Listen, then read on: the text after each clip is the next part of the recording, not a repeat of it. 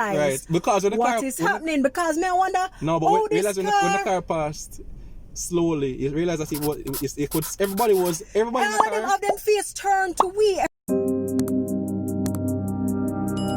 Hey everybody, so as you see in the title, we have a serious story to tell you today. And this incident happened last week when we were shooting the video for Help us name our name our twin girls. Yeah.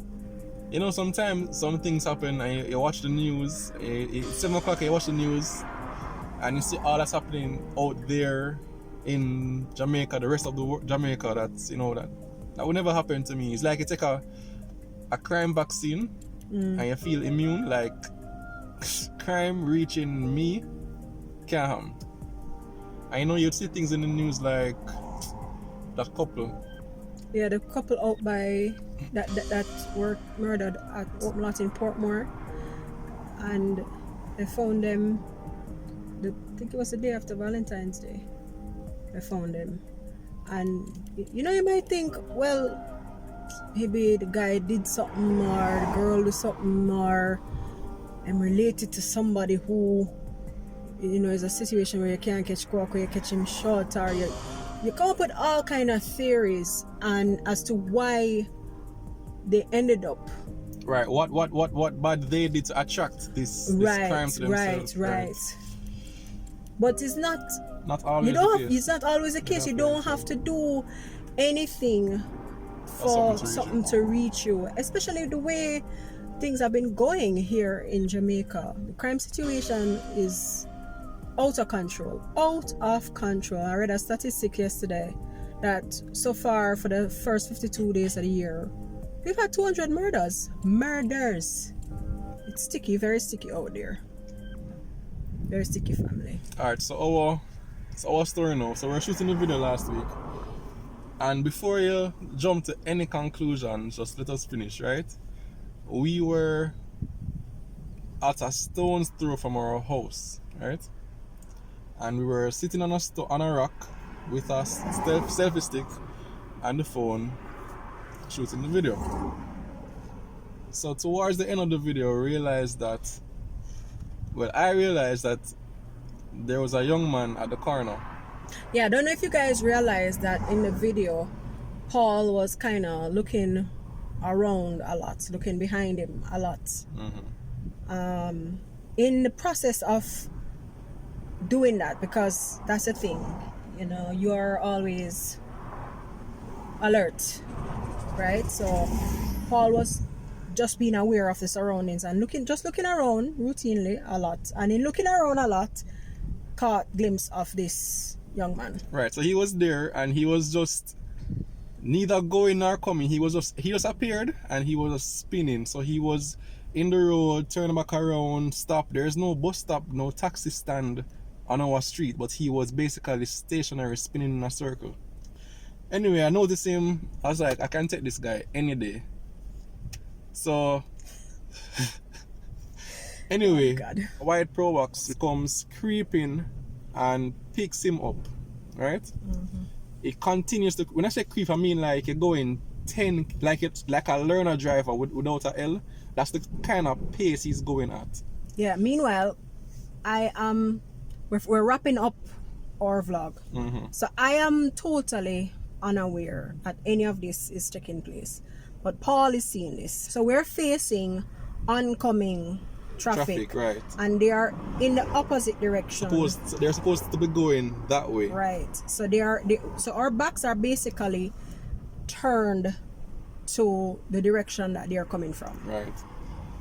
Anyway, I start looking around, and I noticed that the car that is creeping is coming onto our side, where we were. So here's this White Pro Box that just pick up this guy coming onto our side of the road, creeping again, and I'm like, okay, this is going to go down. But I mean, God would have it, guys, that the same time he's turning from his lane to our side, a car was coming in this direction, which is there, right? So he had to get back into his proper lane, and as soon as the car passed, he came back creeping over to our side. Yeah, at this point now, this is when I kind of Right, she kinda, realized right. Because when the what car, is happening. Because me I wonder, no, but oh, when, this when car, the car passed slowly, you realized that it could, everybody in all the of them car. have them face turned to we. Every window down. There are about 3 guys in the car. And every window is down. He's and creeping all of at them, 10, and they're like all of looking them this are way. looking at us. And I'm like, oh them brother, I look so. Cause at this point now, it is just highly suspicious to the both of us that they're up to no good. They're up to no good. So finish telling the story, babe. Right, so after passing us, they went back on our side, and they were creeping on our side, going down the road. Yeah. And they were slowing down, stopping. I mean, them come to a stop. You see, on our side of the road is bush. There's no building, there's no gate. You're not going to no school, no taxi stand, no bus stop. There's nothing to see but bush. Like, I can't explain it any better. Bush. There was nothing to stop to see. And nobody stopped them, say it was a taxi, right? Or robot work. Nobody stopped them. Nobody got out of the vehicle. We just see a few chains from where we were. This vehicle pulled over onto our side of the road and just stopped. So they were going towards a corner, so they would eventually go out of our vision, line of sight, right? At that point, because I never took my eyes off of them, I was standing literally at this point, looking at every move they were making and ensuring that they saw me seeing them. I noticed you noticing me, that kind of a vibe. And so when they went out of our sight, I was like, yo, we need to go. Yeah, because we see them stop. Right. And then we don't see nothing happening now. Nobody come out of the car, nobody go into the car. Then we just see them move off again. So we say, you know what? And because them was going around this corner, we wouldn't be able to see them. We say, look here. Best of them are going to turn around this vehicle. I don't remember if you noticed that our car, where we were a good, probably 75 meters, a good distance from where our car was. So it's not like we could just get up, jump in our car and go. It would have been a good little walk, and Tina, 7 months pregnant, would be wobbling towards the car. So I say, yo, we need to get up, and if you think it's joke, I can tell that we're serious because we took up some stones at that point. When we saw that they went around the corner, we couldn't see them anymore. I say, yo, help Tina up. I take up a couple stone. She have stone in her hand. We never know what they were up to, and we did not know what we were in for. But we were like, listen, this is happening, right? And we have to do something. Yeah. So when we pick up the stone now and we start to move, I'm moving as fast as I can move under the circumstances. Well, I told you to walk. Yeah. So I'm walking ahead of Paul. Paul is walking a little bit behind me. But we're both at this time looking around, expecting to see them coming around. Next thing we know, the car shot around the corner. I mean, from creeping, when him come around, him shooting around like... Yeah, so the car spin round. Right. If you tell them that part there. So the car spin round enough, people. The car go down the road enough. The car spin round enough. And a shot come back towards we now, Yeah. But by this time, we were alert. We were attentive. So I had the stone in my hand flipping, a good size rock flipping, just for them to be aware that, yo, I see that you're up to something. Tina have stone in her hand. And if the babe them could have stone to them, would have stone in their hand. Because we're like, yo, something going to happen. We're not going to go down just wishy-washy. And we'll have the title as robbed, but it could have been simple. It could have been kidnapped. Yeah. Robbed, it could have been, we don't know what they're up to. We don't know what them did up We don't know what they're up to. But clearly, them was up to no good at all. Right. So them shot past and them end up down the road, and we wobble to the car. We're like, wow, that was a close one. And clearly what happened was that we interrupted. They realized that they no longer had the element of surprise. So them did have to just go on. But it's like, all right, this happened, and we know what's up. We never discuss it. We never talk about it, really. No, we just never talk about actually it. left. We got in the car, we buy juice. We jump in the car, we go buy something for drink. And we just go home. Yeah, and because, you know, we were just taking the walk, and the reason we end up sit down is because we couldn't go no more. we couldn't walk no more. So that's why we end up there. So when everything happened, it was just like, all right, kind of like back to normal. Right. But the night now, people, we couldn't sleep. We couldn't sleep because I think about all of what could have happened. And she I never know she couldn't sleep, but I was there in the bed, and then it's like, I don't know if it's the same night or in the morning, I was like, yo, you know, say, In the next morning. the next I was like, yo, you know, say, something serious could have happened yesterday. And I'm like, And she was like, she agreed. you know, say it's true, because I could not sleep. When I tell you, say I could not sleep, because, and here why, I was thinking about what could have happened to us, right? But I was also thinking about how on that very same stretch of road, our 14-year-old Hannah would sometimes walk with her grandmother to go to the shop. And it's the same way somebody in a car could have just draw down upon them and say, hold them at gunpoint and say, come in the car. Or I would normally walk the babies. Right. Paul normally walks the babies on that very same stretch of road. So it's not, we were nowhere that was out of place. Yeah, it wasn't any strange location secluded. It's a stretch of road that people traverse daily to do whatever they need to do in the community. This was like 5:30 in the evening. People are coming from work. You know, people leaving the community, walking out to the bus stop to go take the bus, or driving out. So you know, it wasn't really like, we never felt unsafe where we were. Especially because we were so close to home. Yeah.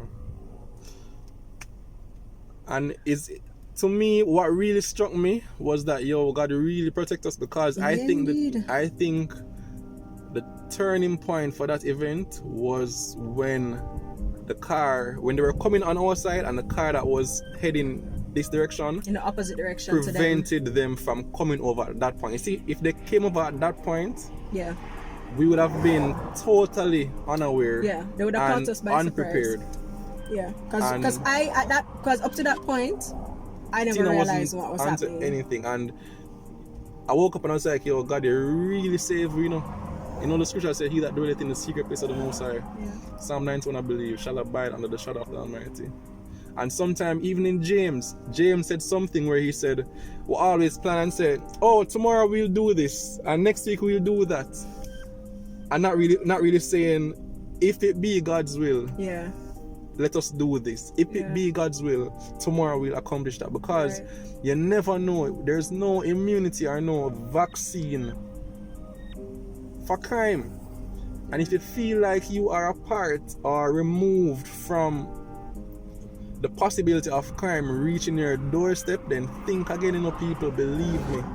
It's really a time that is really creepy, and a time that you can only be reassured by prayer and your faith in God. Yeah. Believe me. But all glory to God, because it's not the stone in our hand. It's not the fact that we were so alert and whatever. It's the fact that the timing of the car coming to prevent them from coming on our side, it was impeccable. And I just give glory to God. It could have been a different thing. You probably wouldn't even see that video.